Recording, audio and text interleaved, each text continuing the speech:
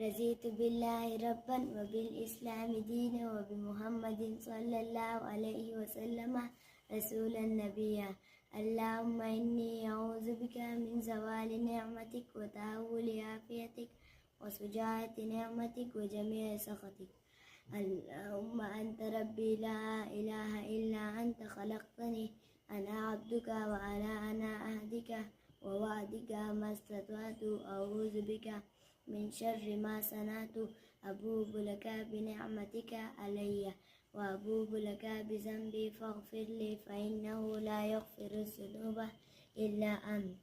اللهم اجعلني شكورا واجعلني صبورا واجعلني في عيني صغيرا وفي أعين الناس كبيرا. اللهم إنك عفو تحب العفو فاعف عني. اللهم ارزقني علما نافعا وينال طيبا مباركا بالعلم. اللهم ارزقني رزقا واسعا حلالا طيبا مباركا بالعلم. اللهم اكفنيهم بما شئت.